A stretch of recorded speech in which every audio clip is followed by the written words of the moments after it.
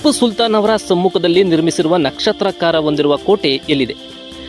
ನಮಸ್ಕಾರ ವೀಕ್ಷಕರೇ, ಜನಪರ ಸುದ್ದಿಗೆ ಸ್ವಾಗತ.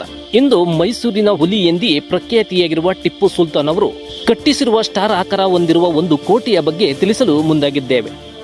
ಹಾಸನ ಜಿಲ್ಲೆ ಸಕಲೇಶಪುರ ತಾಲೂಕು ವ್ಯಾಪ್ತಿಗೆ ಬರುವ ಮಂಜರಬಾದ್ ಕೋಟೆ. ಈ ಕೋಟೆಯ ಬಗ್ಗೆ ರಾಜ್ಯದ ಜನತೆಗೆ ಸರಿಯಾಗಿ ಗೊತ್ತಿಲ್ಲ. ಒಮ್ಮೆಯಾದರೂ ಈ ಸ್ಥಳಕ್ಕೆ ಭೇಟಿ ನೀಡಿ. ಕೋಟೆಯು ಟಿಪ್ಪು ಸುಲ್ತಾನ್ ಅವರು 1792ರಲ್ಲಿ ನಿರ್ಮಿಸಿದ್ದು ನಕ್ಷತ್ರಾಕಾರದ ಐತಿಹಾಸಿಕ ಕೋಟೆಯಾಗಿದೆ. ಇದು ಹಾಸನ ಜಿಲ್ಲೆ ಸಕಲೇಶಪುರ ಸಮೀಪದ ದೋಣಿಗಲ್ನಲ್ಲಿದ್ದು ಸಮುದ್ರ ಮಟ್ಟದಿಂದ ಸರಿಸುಮಾರು 3240 ಅಡಿ ಎತ್ತರದಲ್ಲಿದೆ.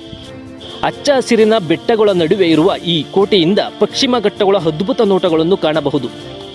ಮಂಜರಬಾದ್ ಕೋಟೆಯನ್ನು ಟಿಪ್ಪು ಸುಲ್ತಾನ್ ಅವರು 1792ರಲ್ಲಿ ನಿರ್ಮಿಸಿದ್ದಾರೆ ಎಂದು ತಿಳಿಯಬಹುದು.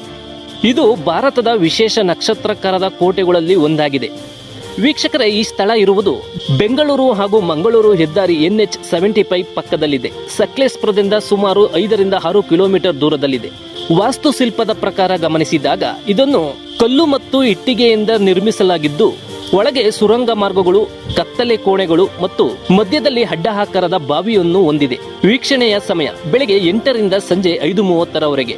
ಅತ್ಯುತ್ತಮ ವೀಕ್ಷಣೆಯ ಸಮಯವೇನೆಂದರೆ ಮಳೆಗಾಲದ ನಂತರ ದಿನಗಳು, ಅಂದರೆ ಅಕ್ಟೋಬರ್ ರಿಂದ ಮಾರ್ಚ್ ವರೆಗೆ ಕೋಟೆಯ ಮೇಲಿಂದ ದಟ್ಟವಾದ ಮಂಜು ಮತ್ತು ಸುಂದರವಾದ ಪಶ್ಚಿಮ ಘಟ್ಟಗಳ ದೃಶ್ಯಗಳನ್ನು ಸವಿಯಬಹುದು. ವರದಿಗಾರರು ಅಶ್ವಥ್ ಮಂಡ್ಯ.